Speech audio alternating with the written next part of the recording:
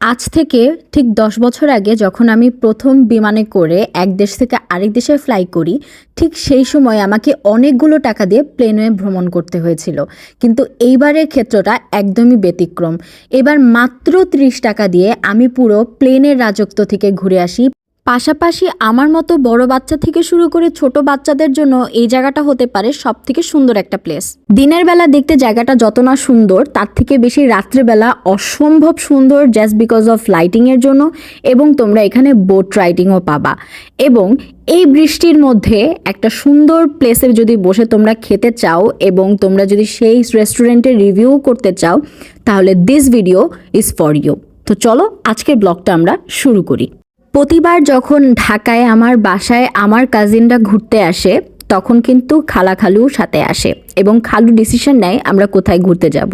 কিন্তু আনফর্চুনেটলি এবার খালু ইন্ডিয়া চলে যাওয়ায় আমি শুধু আমার কাজিনদের সাথেই এবার ঘুরতে পারবো। বাসায় মা বাবা, সো কিছু করার নেই, কাজিনদের সাথে এনজয় করো। ঠিক তেমনি এইবার আমি আমার কাজিনদের সাথে হুট করে প্ল্যানে আমরা সন্ধ্যাবেলায় ঘুরে আসি পুরো দমে প্লেনের একটা রাজত্বের ভিতরে। প্রতিবারের মতো এইবার কিন্তু আমি তোমাদেরকে জানাবো না আমি কোথায় আসছি, তবে লোকেশনটা অবশ্যই বলবো। লোকেশনটা হলো আগারগাঁ মেট্রো রেল স্টেশনের একদম নিচে। জায়গাটা কোথায় তোমরা আমাকে কমেন্ট সেকশনে জানাবা।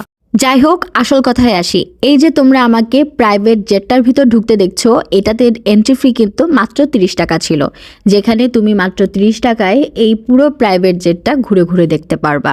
এবং ফার্স্টের দিকে কিন্তু আমি একটু পড়ে যাচ্ছিলাম এবং কনফিউজ ছিলাম আমি অ্যাকচুয়ালিতে কোথায় আছি। পরে বুঝতে পারলাম জায়গাটা ওয়াশরুম ছিল।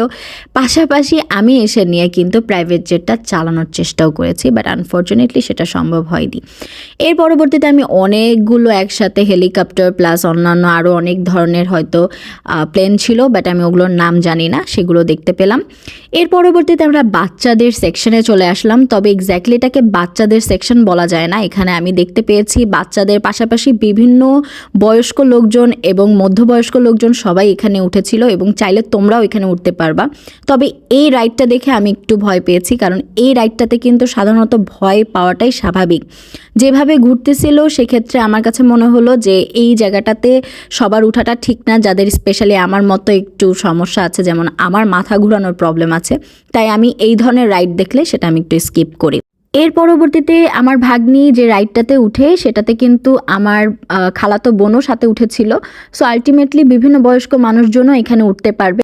বাই দ্য ওয়ে, তোমরা যারা এখনও আমাকে ইউটিউবে সাবস্ক্রাইব করো নাই, প্লিজ যাও আমাকে একটা সাবস্ক্রাইব করে দাও এবং আমাকে তোমরা ইনস্টাতে ফলো করো। পাশাপাশি আমার টিকটক যে চ্যানেলটা আছে সেখানেও কিন্তু আমাকে ফলো করতে তোমরা ভুলো না।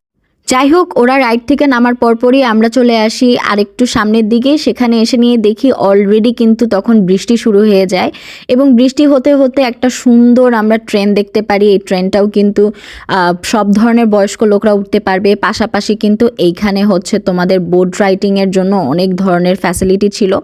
এরপরে আমরা ঘুরে টুরে বের হওয়ার সময় দেখি যে অসম্ভব বৃষ্টি শুরু হয়ে যায়। দেন আমরা মোহাম্মদপুরে এসে একটা রেস্টুরেন্টে আসি, বাট সেই রেস্টুরেন্টটাতে জায়গা ছোট হয়, আমরা তেমন একটা বসার স্পেস পাই না। পরে আমরা আরেকটা রেস্টুরেন্টে চলে আসি। তোমরা আমাকে কমেন্ট সেকশনে জানাও আমি কোন রেস্টুরেন্টে আসছি। আমরা যে রেস্টুরেন্টটাতে খেতে গিয়েছিলাম সেই রেস্টুরেন্টটাতে কিন্তু মূলত তারা বিভিন্ন ধরনের অফার প্ল্যাটার দিয়ে থাকে এবং তার কিন্তু ইন্ডিভিজুয়াল অনেক ধরনের নাম থাকে। আমরা কিন্তু সেই রকমই একটা প্ল্যাটার অর্ডার করেছিলাম এবং পাশাপাশি একটা রামেনও অর্ডার করেছিলাম। খাবারের মানের কথা যদি বলো, বেশ ফ্রেশ, তারা সময় নিয়ে তোমাকে আস্তে ধীরে খাবারটা গরম গরম সার্ভ করবে। খাওয়া দাওয়া শেষে তারা কিন্তু তোমাকে বিভিন্ন ধরনের রিভিউ পেপারস প্রোভাইড করবে, যে জিনিসটা আমার বেশ ভালো লেগেছে। এবং আমি শুরুতে যেটা বলেছিলাম তারা বিভিন্ন ধরনের প্ল্যাটারের নাম রাখে, ঠিক সেটাই রেখেছে। আমার ভিডিওটা যদি তোমাদের ভালো লেগে থাকে, প্লিজ তোমরা আমার ভিডিওটাকে একটা লাইক করে দিও এবং কমেন্ট করে অবশ্যই জানিও তোমাদের আজকের ব্লগটা কেমন লাগলো। সেই পর্যন্ত সবাই ভালো থাকো, আল্লাহ হাফেজ।